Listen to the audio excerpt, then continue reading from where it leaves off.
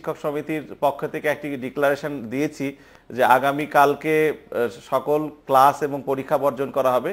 আর আপনারা হয়তো জানেন যে এখন রাজশাহী বিশ্ববিদ্যালয়ে ভর্তি চলছে এবং ভর্তিচ্ছু ছাত্রছাত্রীরা অলরেডি রাজশাহী ক্যাম্পাসে আছে, বিশ্ববিদ্যালয় ক্যাম্পাসে আছে। তাদের কথা মাথায় রেখে আমরা ভর্তি কার্যক্রমটাকে আমাদের এই কর্মসূচির বাইরে রেখেছি। তবে কালকে এই বর্জনের সাথে সাথে আমাদের অনেকগুলো কর্মসূচি আছে। আমরা সকাল 11টায় একটা শোক র্যালি করব, তারপরে আমরা শিক্ষক সমিতির যে কার্যকরী সংসদ আছে তার মিটিং করব শোক র্যালি শেষে, এবং আমাদের পরিকল্পনায় আছে যে কালকে বিকেলেই একটা সাধারণ সভা করব। সকল শিক্ষকদের, সকল দলের এবং সকল মতের শিক্ষকরা আমরা একসাথে মিলিত হব এবং সেখান থেকে আসলে এই ঘটনার বিচারের দাবিতে আমরা বৃহত্তর আন্দোলনের দিকে যাওয়ার চেষ্টা করব। জনাব প্রণব কুমার পান্ডে, আপনাকে আমাদের সাথে থাকার জন্য ধন্যবাদ। শুনছিলাম রাজশাহী বিশ্ববিদ্যালয়ের সাধারণ সম্পাদক শিক্ষক সমিতির প্রণব কুমার পান্ডের কথা। আমরা এ বিষয়ে আলোচনা করব একটি ছোট্ট বিরতির পর।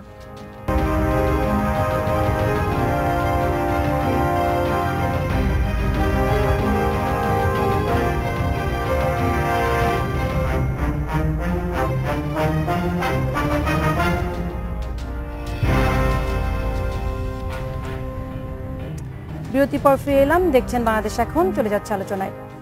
আমরা শিক্ষক সমিতির সাধারণ সম্পাদকের কথা শুনছিলাম। যেমনটা আপনারা বলছেন উনি আসলে সেরকমই বলছেন যে ওনারাও খুবই অবাক হয়েছেন তার রাজনৈতিক পরিচয়, তার জীবনযাপন সবকিছু মিলিয়ে আসলে এরকম একটা হত্যাকাণ্ড হতে পারে। তবে জানাতে সেটা হচ্ছে যে পুলিশ কতটা সফল হবে সেটা আমরা বলতে পারছি না, পুলিশের ঘটনার মানে মোটিভ বা ঘটনার সাথে কারা জড়িত সেটা উদ্ধার করতে। তবে আমার বিশ্বাস যে আমাদের যে সহকর্মী সাংবাদিকরা রাজশাহীতে কাজ করছেন তারা আমার মনে হয় যে খুব শীঘ্রই এই ঘটনার ভেতরের খবরটি আমাদেরকে জানাতে পারবেন, প্রকাশ করতে পারবেন। আমরা চলে যাচ্ছি একটু রাজনীতির আলোচনায়। আজকে জানেন যে যুবলীগ যে সমাবেশটি ছিল সেখানে শেখ হাসিনা বলেছেন যে দেশের জন্য বিস্ফোরা হচ্ছে 20 দলীয় জোট। আর এছাড়া উনি বলেছেন যে খুনি মোশতাক ছিল মুনাফেক আর জিয়া ছিল তার দোসর। এবং গতকাল যেমন সজীবদের জয় বলেছিলেন যে বিএনপি রাজাকারের দল, আজকেও প্রধানমন্ত্রী সে কথাটি বলেছেন।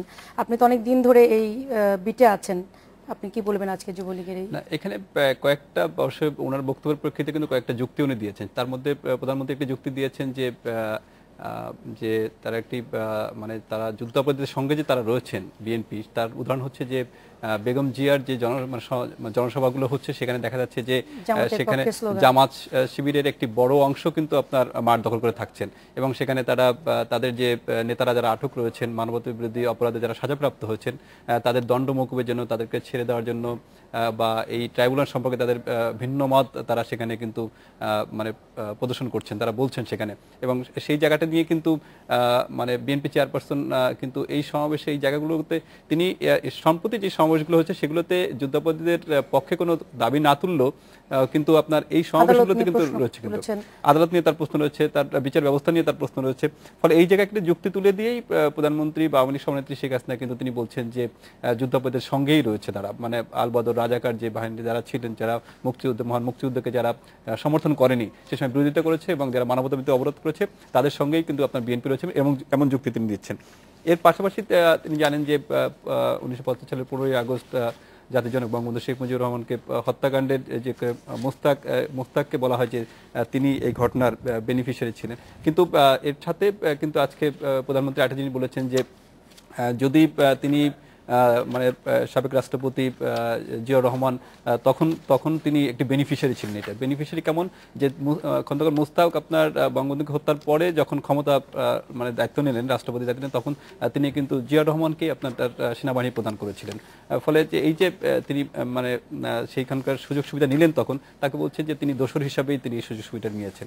তার কথার পিঠে কিন্তু তার কথার যুক্তিও কিন্তু রয়েছে, কিন্তু যে তিনি শুধু অভিযোগ করছেন না, অভিযোগের পিছনে তার যেসব বক্তব্য রয়েছে সেগুলো কিন্তু উপস্থাপন করেছেন প্রধানমন্ত্রী আজকে এসে। আজকের আমাদের যে রিপোর্টার ছিলেন নাফিজা দৌলা, তার কাছে আমি জেনেছি যে আজকের সমাবেশটা একটু অন্যরকম ছিল। প্রথমত যে বলা হয়েছিল যে 5 লাখ, আমরা জেনেছিলাম গতকালে বিভিন্ন পত্রপত্রিকা, আজকে লেখা হচ্ছে যে 5 লাখ যুবলীগ কর্মী সেখানে সমবেত হবেন, 500 আসন থাকবে স্টেজে, এরকম ছিল। কিন্তু এত মানুষ না হলে অনেক বড়, আওয়ামী লীগের যে কেন্দ্রীয় সমাবেশগুলো তার চেয়ে অনেক বড় আয়োজন হয়েছে এবং এখানে একটি ভিন্ন ধর্মীয় আয়োজন ছিল, যেমন ক্যারাটে ডিসপ্লে ছিল যেখানে নারীর ক্ষমতায়ন দেখানো হয়েছে, সাংস্কৃতিক কিছু অনুষ্ঠান ছিল, যুব সমাজের যে তার যে শক্তির রূপ সেরকম কিছু খুব অন্যরকম পরিবেশনা ছিল। এবং সাথে সাথে জুলাস ভাই, যে শহর জুড়ে আজকে শনিবার, আজকে বন্ধের দিন, যানজট ছিল। আজকে সমাবেশ নিয়ে আপনাকে কিছু বলতে বলবো। আজকে সমাবেশ আসলে আজকে প্রধানমন্ত্রীর বক্তৃতাটা কিন্তু অনেক কম্প্যাক্ট ছিল আমি বলবো, এবং গত কয়েকদিন ধরে রাজনৈতিক আলোচনায় যে ধরনের বিষয় আসছিল, বিশেষ করে তারেক রহমান সাহেব লন্ডনে বসে অনেক কথা বলছিলেন, ফখরুল ইসলাম সাহেব এর মধ্যে কথা বলেছেন ইত্যাদি, সেগুলোর অনেকগুলো উত্তর উনি আজকে দিয়েছেন। সেটি দেশবাসী বিবেচনা করবেন যে কোনটা গ্রহণযোগ্য কোনটা গ্রহণযোগ্য নয়। তবে উনি যা যা বলেছেন আজকে অনেকটা যুক্তি দিয়ে বলেছেন প্রধানমন্ত্রী, আমি যতদূর বুঝতে পেরেছি। আর আজকে উনি একজনের নাম বলেছেন, ওই ঐতিহাসিক ধারাবাহিকতায় শমশের মোবিন চৌধুরী সাহেবের নাম বলেছেন, যে এই যে ধারাবাহিকতা 15ই আগস্ট, তারপরে 3রা নভেম্বর, তারপরে যে ঘটনাগুলো ঘটেছে এগুলোর সাথে কি ধরনের সম্পৃক্ততা ছিল, যিনি এখন ভাইস প্রেসিডেন্ট এবং পররাষ্ট্র বিষয়ক পুরো বিষয়টা তিনি দেখেন, এবং আরেকজন উপদেষ্টাও, এবং ওই 20 দলীয় জোটের ক্ষেত্রে আরেকটা কথা বলেছেন, আরেকজনের নাম বলেননি যতদূর আমি শুনেছি, কিন্তু ইঙ্গিত করেছেন শফিউল আলম প্রধান সাহেবের কথা, সেই 7 মার্ডার ঢাকা বিশ্ববিদ্যালয়ের নাম বলেননি।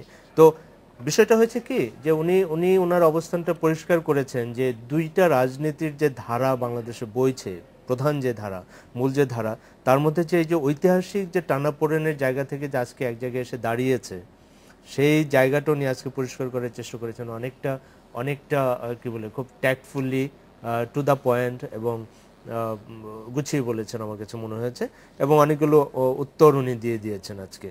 তো সেই জায়গা থেকে যে হ্যাঁ অনেক কথা, এগুলো তো নতুন কিছু নেই যে খন্দকার মোশতাক, মুনাফেক বা জিয়াউর রহমান সাহেব এটার বেনিফিশিয়ারি ছিলেন, যেটা দীপ ভাই বললেন, এগুলো তো নতুন কথা নেই, তারপরেও এগুলো বারবার এসছে, আজকে উনি নতুন করে বলেছেন।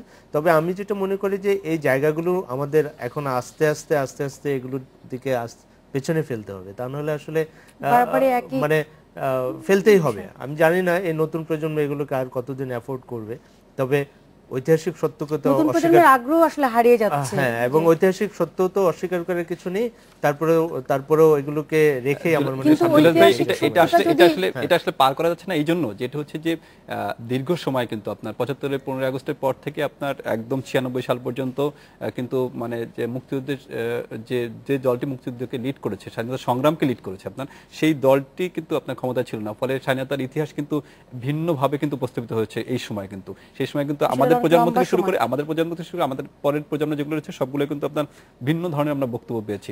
বিশেষ করে যে আপনার 2001-এর পরে এসে বা 2008-এর পরে এসে কিন্তু একটাই জিনিস হচ্ছে যে যখন এই যুদ্ধাপরাধের বিচার শুরু হলো, তখন কিন্তু বাংলাদেশের সেই স্বাধীনতা সংগ্রাম থেকে শুরু করে মুক্তিযুদ্ধ থেকে শুরু করে কিন্তু আমাদের একদম নতুন প্রজন্ম, আমি যদি বলি আপনার আমার দুটি সন্তান আপনার নতুন করে স্বাধীনতা সংগ্রাম সম্পর্কে, মুক্তিযুদ্ধ সম্পর্কে আপনার জানতে চাচ্ছে, আপনার তাকে আমাকে জিজ্ঞেস করছে আপনার কাদের মোল্লা কে ছিল, বঙ্গবন্ধু কি করেছিলেন, এই যে তাদের মধ্যে অনেকগুলো প্রশ্ন আসছে। ফলে কিছুটা যতক্ষণ না আসলে মানে মুক্তিযুদ্ধের একদম সঠিক ইতিহাস আসলে সেই আপনার স্বাধীনতা সংগ্রাম থেকে শুরু করে মুক্তিযুদ্ধের 9 মাস আসলে কি ঘটেছিল, সেই সঠিক ইতিহাস একদম পুরোপুরি মানে নতুন প্রজন্মকে জানানোর জন্যই কিন্তু আসলে আমি মনে করি যে প্রধানমন্ত্রী এই বিষয়গুলো টেনে থাকে। অবশ্যই আমি যেটা করেছি, আমি আপনার সাথে একেবারেই মানে 100% একমত। যেমন আমরা যখন বেড়ে উঠেছি, আমাদের বয়স, আমরা স্বাধীনতা উত্তর প্রজন্ম, আমরা তো কখনো টেলিভিশনে 7ই মার্চের ভাষণ শুনিনি। একটা বড় সময় আমরা যখন বেড়ে উঠেছি, যখন আমাদের মগজে এই ইতিহাস এবং এটা ঢুকেছে, সেই সময় আমরা এটা পাইনি। তো এগুলোকে আড়াল করা হয়েছে। কেন আড়াল করেছেন ওই সরকারগুলো, ওই শাসক গোষ্ঠী, এটা বোঝা যায় স্পষ্ট। তবে যুদ্ধাপরাধের যে বিচার, এই ক্ষেত্রে আমি বিএনপির জন্য বলবো যে তাদের অবস্থানটা আসলে ক্লিয়ার করা উচিত। এইভাবে এই টালবাহানা নানা রকম ঘুরিয়ে ফিরিয়ে কথাবার্তা বলে হওয়া দরকার। আসলে একদম সম্প্রতি আমি একটুখানি যোগ করি জুলাস ভাই, সেটি হচ্ছে যে বিএনপি চেয়ারপারসন বেগম খালেদা জিয়া তিনি একটি সম্প্রতি মানে একটি বিদেশি গণমাধ্যমে কিন্তু তিনি জামাতের সম্পর্কে তার নেতিবাচক বক্তব্য দিয়েছেন। লন্ডনের অবস্থানটা তো এমনকি রায়ের পরেও আমরা বিএনপিকে জিজ্ঞেস করি যে আপনাদের অবস্থান কি, সেখানে কিন্তু ক্লিয়ার করা হয়নি। তারেক রহমান আপনার মানে জামাতকে একটি জঙ্গি সংগঠন হিসাবে আপনার চিহ্নিত করেছেন, আপনার মানে বলেছেন আপনার, হ্যাঁ কিছুদিন আগেই বলেছেন আর কি। কিন্তু তারা একদম বলছেন, কিন্তু তারা কিন্তু আপনার তাদের অবস্থানটা ক্লিয়ার করছেন না যে জামাতের আবার 20 দলের কিন্তু আপনার তাদের যে 20 দলীয় জোট যেটি রয়েছে সেই জোটে কিন্তু আপনার জামাতের একটা বড় অবস্থান রয়েছে। ফলে আসলে তাদের অবস্থান কি জামাত সম্পর্কে, জামাতকে তারা নিয়ে আছেন কি নিয়ে আছেন না, আসলে এটা কিছুটা মনে হচ্ছে যারা আমরা রাজনৈতিক বিট কভার করি তাদের কাছে আসলে আমাদের নিজেদের কাছেই আসলে প্রশ্ন আসলে বিএনপি কোন জায়গা আছে।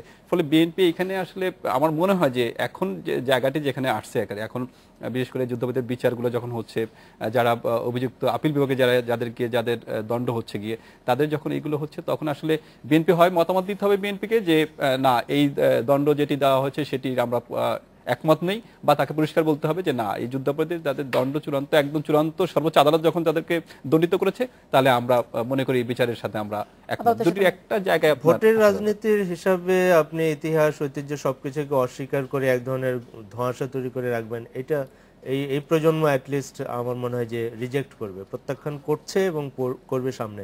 এটা বিএনপির জন্য একটি কি বলবো ওয়ার্নিং আমি মনে করি, এবং ভবিষ্যতে তাদেরকে এটা জবাবদিহি করেই রাজনীতি বাংলাদেশে করতে হবে, এটুকু আমি বুঝতে পারি। আমরা একটু সিলেটে যাব।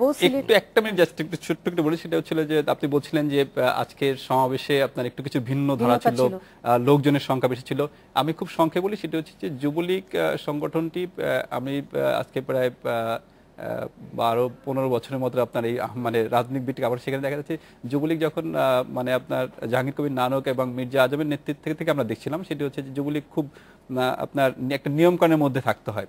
আর একটা হচ্ছে যে যুবলীগের নেতৃত্ব যেরকম আপনার খুব কঠোর হয়, একটু হয় শক্ত হয়, প্লাস ছাত্র